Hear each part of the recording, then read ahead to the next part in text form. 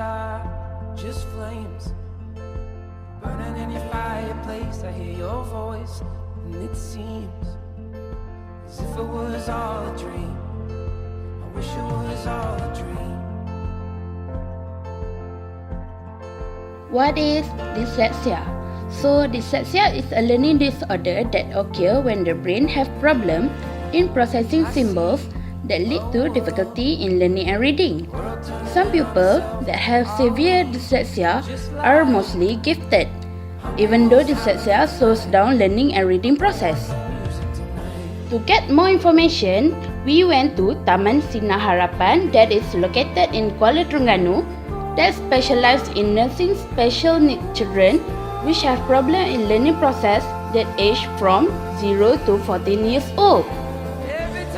From the visit, we interviewed two primary school students, a boy named Hakimi and a girl named Atira, aged 11 and 12 years old. We also interviewed their nurse, teacher and management on the qualification to enter the special care, how to improve their condition, and how different it is to teach the dyslexic student from normal student. These are just flames burning in your fireplace. I hear your voice. The first objective of this case study is to define and to identify different types of dyslexia faced by two dyslexia patients, which are Atira and Hakimi. The second objective is to identify the factors that cause dyslexia to both patients, and the last objective is to expose the symptoms and causes of dyslexia. Kids with dyslexia have trouble reading, but their reading challenges are not all the same. Some may not be able to match sounds with letters. Others find it hard to recognize words by sight, and some might read very slowly. Most have difficulty in more than one area. However, there's no official list of dyslexia types. From the research made, we found out that both dyslexia patients from Taman Sinar Harapan suffer from different types of dyslexia. As for Atira, we identified that she suffers from surface dyslexia and also rapid naming deficit. Meanwhile, Hakimi suffers from visual dyslexia and mirror writing dyslexia. Ain't gonna change, love. The sun still rises, even through the rain. The most common sign and symptom associated with dyslexia can be displayed at any age, but they normally present in childhood.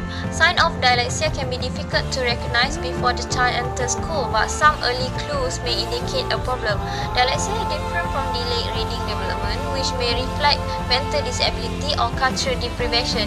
Dyslexia symptoms change at different ages and stages of life. Both our case study patients have a harder time learning how to read and write than their classmates. Our case study patient Arif Hakimi entered Taman Sinar Harapan last year after he was diagnosed with dyslexia symptom when he was 10 years old. He displayed dyslexia symptom of slow writing speed as he was thinking whether or not it is correct. Arif Hakimi intend to have dyslexia symptom of reversal. Arif Hakimi reverse number and letter without realizing. He write letter or number backward such as B instead of D. He also misspell word even though it easy word like baju.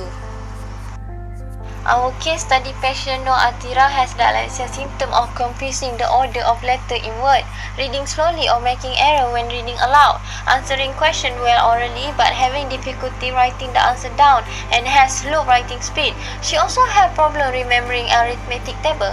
Atira has dyslexia symptom of delayed speed development. Nur Atira take longer time to speak, she mispronounce the word, find rhyming challenging and appear not to distinguish between different word sound. Atira tend to have speech problem. For example, if a word has more than 2 syllables, phonological processing become much more challenging. For example, with the word seluar, a person with dyslexia may be able to produce the word sound of se and lu but not the one in the end. Nur Atira also cannot seem to understand what she has read, have trouble sounding out word when she read and read more slowly than other kids her age. Seeing both of them are primary scholars, it appears that they have a harder time learning how to read and write than their classmates as the sign of dyslexia become more obvious in elementary school. In this part, we are going to find out the answer to the question either dyslexia can be cured or not and suggested treatments.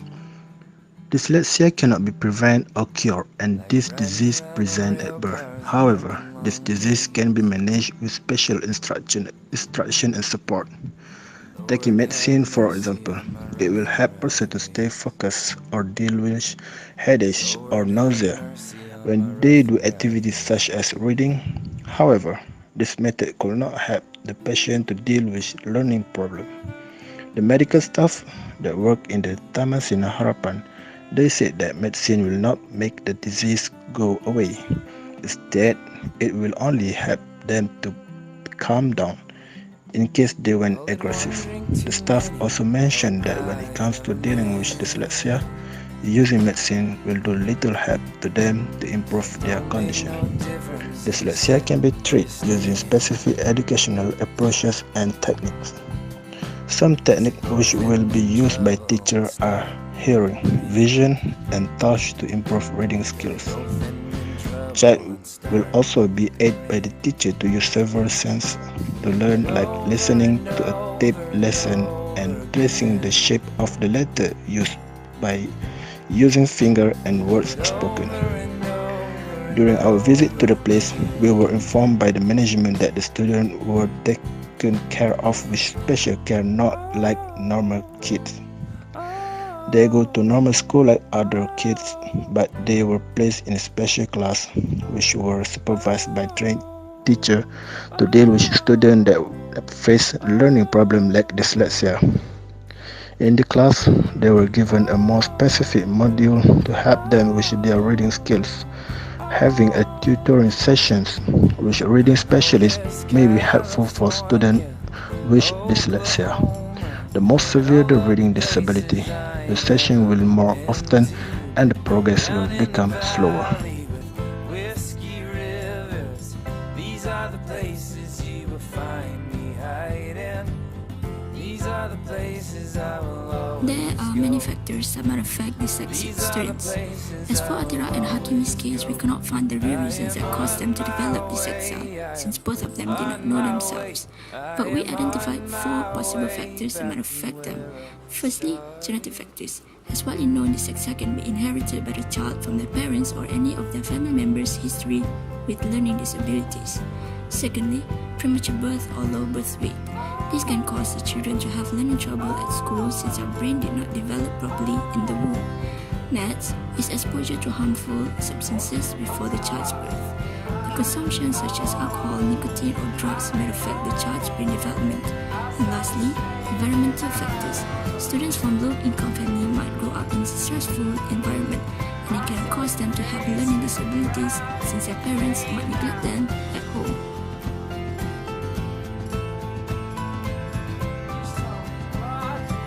Atira suffered from surface and rapid naming deficit dyslexia, while Hakimi suffered from visual and mirror writing dyslexia. We identified that genetic, premature or low birth weight, exposure to the factors that alter the brain function during pregnancy, and environmental factors are the key factors of dyslexia. We note that symptoms of dyslexia commonly appear in childhood stage, when the student is in learning and reading session which slower than their classmate.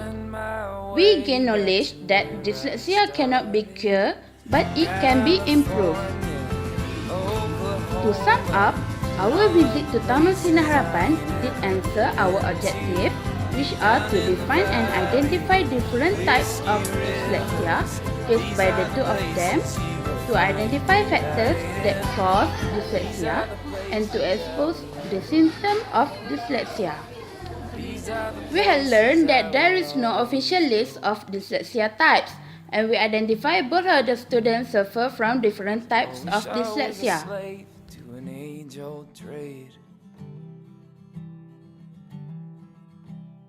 Lord have mercy on my rough and